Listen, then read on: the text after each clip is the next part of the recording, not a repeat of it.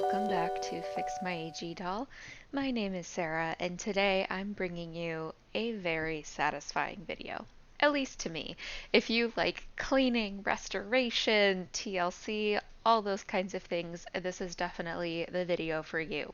So what I have in store for you today is one Rebecca transformation, one white body Samantha transformation, and also my process of cleaning the clothes, polishing, all that kind of stuff for different accessories. I was planning on putting in my tan body Samantha from my haul last week as well, but unfortunately she has this green mark on her face that I'm starting to think might be actually a mold growth. So I'm going to keep my eye on that and keep working on her, but I'm moving literally the week that this video is posted, so I just don't have time to, continue working on her and post her in time for the video. So I'm going to be starting off with Rebecca, and, just to plug, this is from my haul video last week, so if you want to see me unboxing everything, go ahead and click on that video. And before I dive in, remember to like, subscribe, comment. If you have other tips and tricks, the more we share our communal knowledge, the better. Here we go with Rebecca. Here you can see Rebecca. She's not in the worst condition. Her hair has obviously lost all of its curl. So the first thing that I did was separate out all her hair because her hair was kind of all over the place in that part. So after I did that, then I went through and brushed with water, and her hair wasn't in terrible condition, so I didn't feel like I really needed to steam it. And then I was able to just go ahead and put in the rollers and give her that look. So I did, I believe, 3 layers of rollers to give her that full curly look that she's so iconic for. Also, just want to plug my TikTok and Instagram. If you like kind of short form restoration content, I do post those as well. But here you can see me taking the rollers out. So satisfying. These rollers I got from the dollar store. They're great. They've lasted me such a long time. I love them. And so then what I do is I kind of just go through with a brush to get out any last minute tangles and kind of elongate that curl because she doesn't have super short hair. It's more of that medium length. So I wanted to make it exactly how it looks like in the pictures and add in her hair clip. And here you can see she borrowed Samantha's birthday outfit and Addie's little shoes for this little video and reveal. I think she looks so adorable. I didn't show this on camera, but I went through and cleaned her body with dish soap and magic eraser as needed. But she really wasn't that dirty. She didn't need any acne treatment or anything. All of the little splotches that she had came out just fine. So that was nice. And she didn't even need her limbs tightened. This was a really pretty easy restoration, especially if you know how to curl hair. So I was really happy how she turned out. And, I'll be rehoming her, but I'm very happy to see her look happy. Is it just me, or like do the dolls look happier after they're properly restored and brought back to their former glory? I always feel like there's a little twinkle in their eye once they're all done. All right, now we're moving on to the white body Samantha. So I did end up keeping this Samantha in my collection. I'm very, very excited about it.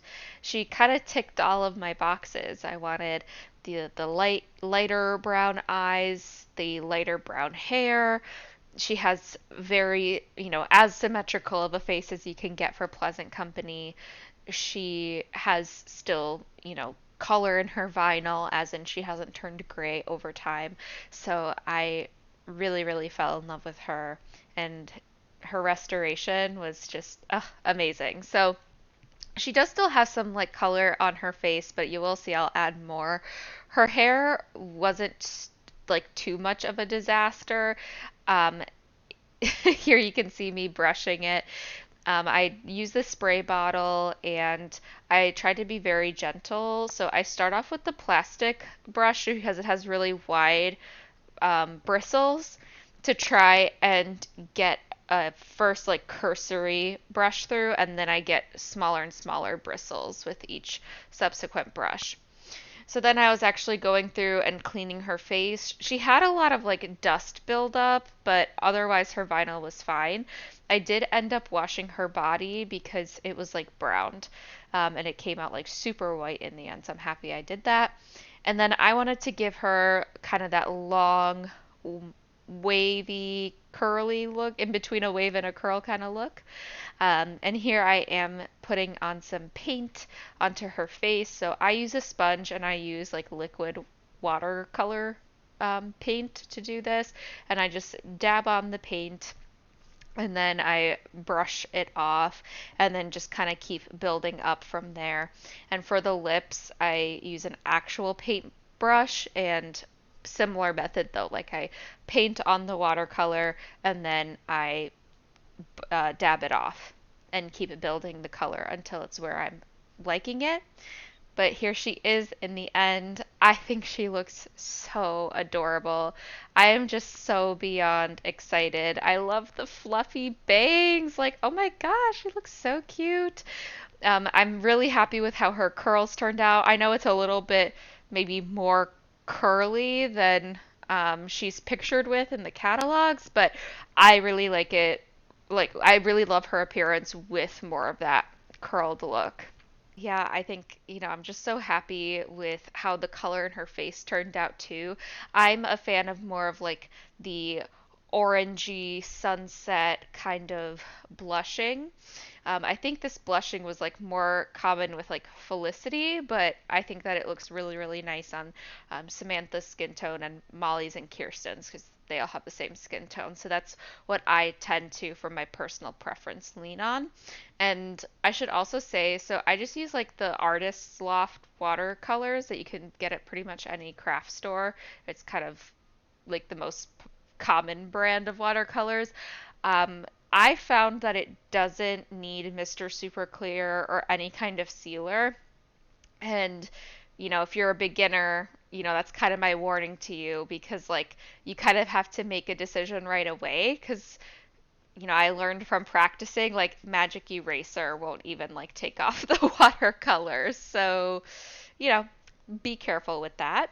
Here she is in her look that I'm having her wear for July and August. She just looks so cute. I love it. I have her little lacy whites on underneath as well. I love having them be in their like period accurate underwear. Um, and yeah, the dress I will say it was a little bit tight, but with the lacy whites, I mean, on underneath, but it still got on. And Nellie was just so happy to be reunited with Samantha. I just have to say, like, this pairing is so cute.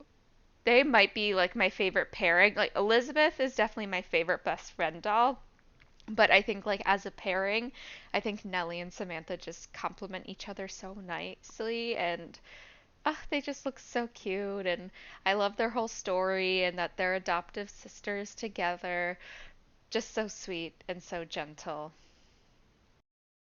All right, and then for the last part of this, I'm going to be going over what I did to clean all of the clothes. So I know some people don't feel comfortable with washing American Girl doll clothes.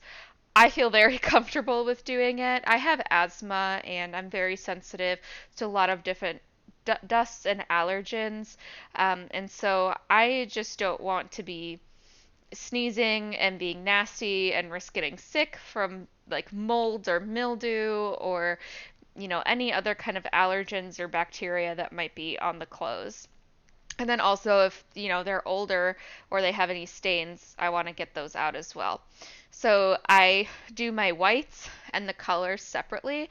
And with the colors, I also test to see if any dye leaks from it because especially the red dyes tend to leak out in American Girl doll clothes. Hence why a lot of the stains that you see on the vinyl are pink on the dolls.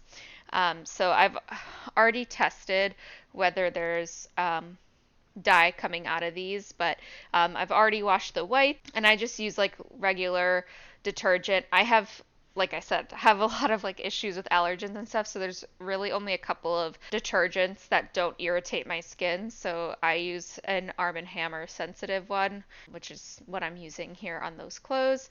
And then here I'm spraying some hydrogen peroxide on the stain on those tights.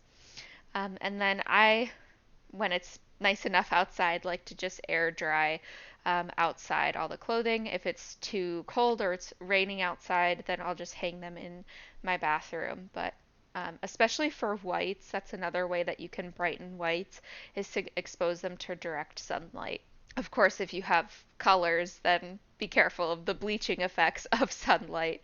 So just keep that in mind as well. And this was on a particularly hot day in Pennsylvania. It was like nearly 100 degrees. So some of the clothes dried in like literally 15, 20 minutes. And some of them, the ones that had like the wool blends, those are out there for probably like 2 hours.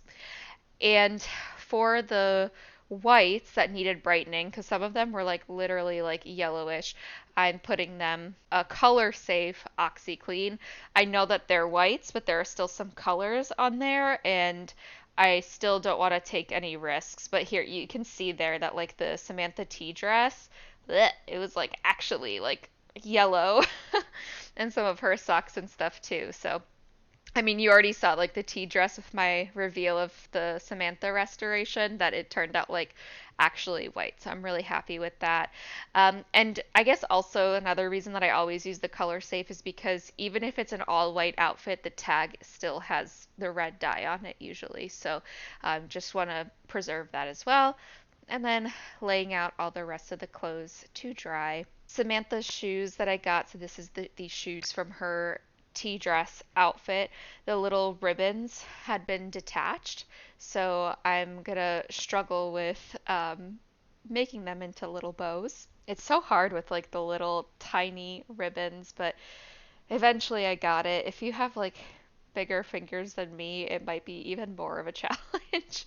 Sometimes I think about like all of the effort it had to have like taken to do all of this, like all the little details on all the Pleasant Company clothing. Like, wow. My I just don't think I had like the fine motor functioning to be able to do that for like a full-time job. So eventually I do get it, and I have the two little bows, and they of course need to get glued on to the front. Thankfully, there was a little bit of like glue remnant left, so I knew exactly where to place them.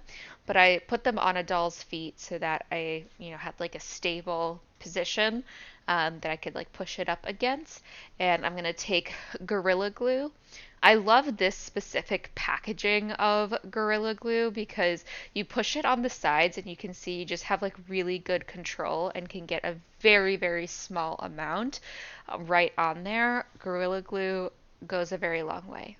You don't need a lot of the stuff. And so then I put it on and I held it there for 30 seconds and I let the shoes dry, just in general, like the glue dry, I should say, for a whole day before I put them back on. And then the other thing that I like to do is when I have oxidized or just kind of dulled metals, I rub toothpaste onto it. So if it's not that dulled or not that oxidized, you can rub toothpaste on with like a toothbrush and then just kind of rinse it under the sink, and a lot of it might come off. But I think the better way to do it, and the way you're going to get the most bang for your buck, is to put on a considerable amount, and then let it sit. So with the whistle, the Samantha's brooch, and Samantha's purse, I left the toothpaste on there for it was somewhere between 6 to 7 hours, and that did the trick. That was enough for them to come out nice and shiny. But the penny had like a lot of like green, kind of like oxidized buildup on the copper. So that one, after I checked, at like the 6, 7 hour mark, there was definitely improvement, but I wanted more, so I ended up re-putting on toothpaste for overnight and then checking it the next morning, and I was happy with the results then. And so I don't think I showed this part, but basically, like you just rinse it under the sink and wash off all the toothpaste, and you're good to go. Toothpaste is obviously non toxic, so I like using it.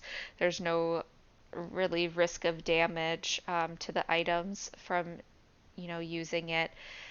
It'll just come right off. Like I got a little tiny bit of toothpaste on the purse itself, but right after I got it on all of the toothpaste on the metal parts, I just swiped it off with a wet cloth and there was no damage to the purse. It was just fine. I like to use the toothbrush like you're seeing here for kind of more exact and smaller applications, but in general, I just use my fingers for the most part. And one way that you can kind of see if it's working is like you'll actually see like the toothpaste changing color over time. So it's a very satisfying process.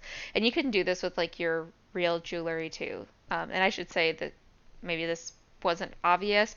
This only works for metals. It works best on silvers, but it works on other metals as well. It's not going to work on plastic. So here, you can see they're covered in there, and then in the end, they're nice and shiny. So here you can see my haul, and here's the whistle. You can see how shiny that is at the end, and the little purse. So overall, I think I did a pretty good job, not to toot my own horn. And that's it. So thank you so much for sticking around till the end. I had a really great job restoring. I mean, restoring American Girl dolls and their outfits is honestly one of my favorite parts of this hobby. If you have any other tips and tricks, feel free to leave them down in a comment below. Again, let's have this body of communal knowledge and help each other out. And also let me know, what your favorite piece was from what you saw today. And yeah, I think that's all I have. So I'll go ahead and sign off, and I'll see you in the next video. Take care.